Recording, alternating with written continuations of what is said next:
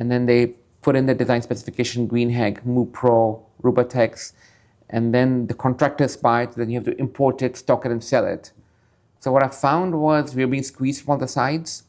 So our suppliers, what we call our principals, they wanted to keep on increasing the price. And the contractors wanted a lower price and delayed payment terms. Meanwhile, the suppliers wanted advanced terms. So you're being squeezed on cash flow, you're being squeezed on margins, and it was a lose-lose game. So if you don't give your principals enough volume, they will move to another agent. So whatever you've spent 10 years building this agency, you pretty much lose it overnight. Then you have to remove the salespeople, you have to liquidate your inventory. If you're very successful, you will lose again. Because let's say we were the agent of Iceon refrigerants, we are quite successful, but then they set up their own warehouse in Jebel Ali, they set up their own distribution network over here, and then it's like, thanks guys for building our brand for the past 20 years, but now the brand's big enough and we will distribute it ourselves. So if you don't do well, you lose. If you do well, you lose. Yeah.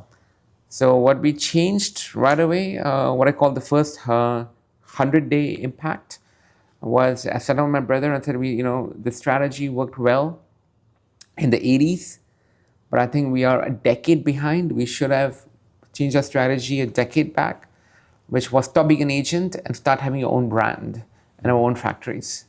So we started doing that. So me and my brother, we created a company called Hira Industries in 2002. So me and my brother were the founders of Hira Industries, and then my dad's company was called R Hira Traders, and that we slowly winded it down. Okay. So did your brother join you? He joined in 99. So he joined 2 years before my second inning. Okay. And so you set up your own manufacturing. Where was that set up? Yeah, well, we didn't have money. Remember, we were broke. So there was no setup. Yeah. We literally bought one machine for 3,000 dirhams. Wow. That's it. Yeah. Okay. And we bought dies worth another 6,000 dirhams to make rubber dies. We were buying rubber sheets from somewhere in Al Quds. We were putting in a die machine and we were making inserts out of it. And then from there, what was your next step? We bought one step? Machine for 3,000 dirhams. So one thing I told my brother when we came back, that we won't take any dividends for the first 10 years. 10 years in the bootstrap. We were both living in small apartments in Par Dubai, paying rents of 25 grand a month. Sorry, 25 grand a year, 30 grand a year. Our salaries were very small. 5,000 a month, 7,000 a month, we were living off that. So for the first decade, we did that. And we reinvested all the profits that we made. So one machine, we bought second machine, third machine, fourth machine, then one factory, second factory, third factory. You fast forward 23 years later, now we have, I think, about 16 plants around the world.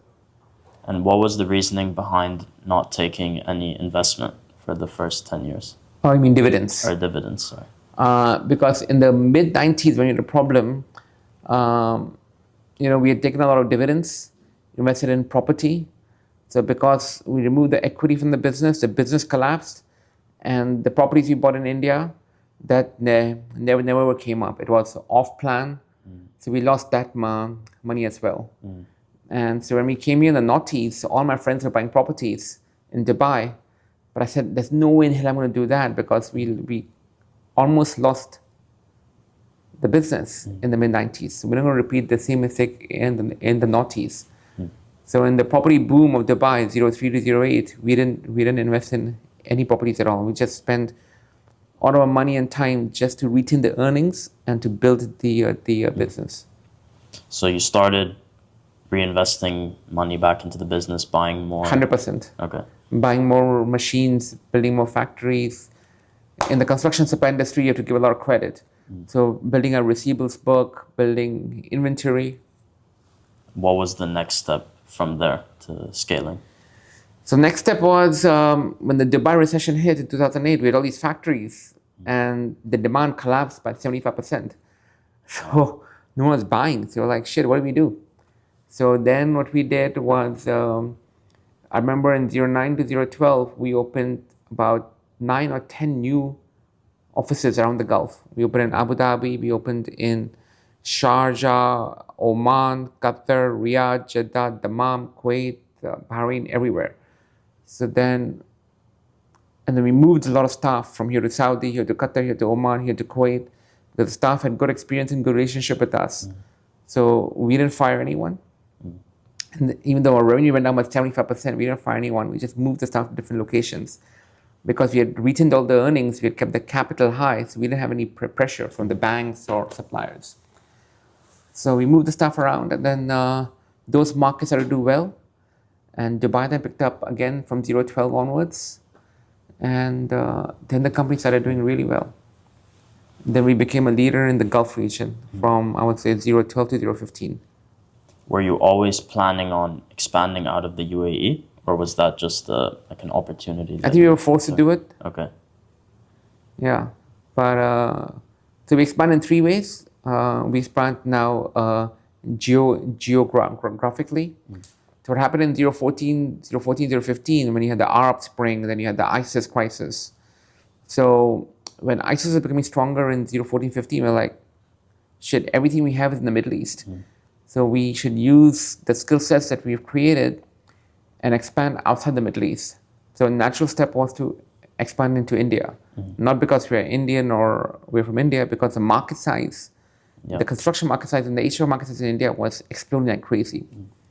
And it's nearby, all the engineers are from India. So we said if we create a good name for us in India, we could be known among the engineering associations within India and the Gulf region. So we set up our first factory in India in 0015 in a place called Pune. Since then, we've kept building factories in India. So we're opening our fourth factory. We just opened, I think, 2 or 3 months back.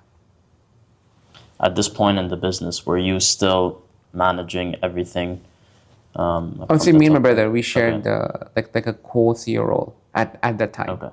So you hadn't hired at this point any high level like CEOs or anything like that? No, we didn't have high level CEOs. We two were the CEOs, and then, but we had operation directors, different MDs for different companies, And then what we did when we created India, we're like, okay, that's not so difficult. Then we created Vietnam. The Vietnam factory opened in 2022. And then the US factory is opening next month on July 29th, which is the first death and anniversary of our dad. What was the reason behind expanding into the US? It's the biggest market in the world. It's 28% of the world's GDP. For example, if you go to a small wholesaler in Texas, talk to him about pipe installation, his annual volume is 20 million US a year that he can buy. If you go to a small wholesaler in Oman, his annual volume is 2 to 300K US a year. So the same effort, you get 100x the volume.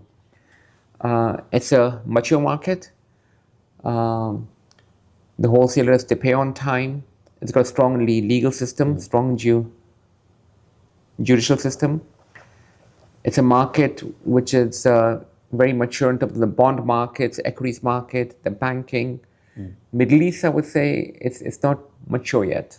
Did the new tariffs imposed on businesses in the US, did that play a role in your reasoning of let's set up factories in-house in the US so that they can buy locally? No. We bought the land in the US in 2019. Okay. So before and it takes time, then we had COVID, so we shelved the plans. Then we had some other issues, we shelved the plans. So, and then it takes time to build the factory. Yeah. So when you build a factory, you're putting up a flag somewhere where you'll be for the next at least 3 decades. So we don't care whether it's Trump or Barack or Blues or the Reds. Okay. We are betting on the US. It's more of a long-term. It's more long-term. Like same thing in India. We don't care whether it's BJP or Congress.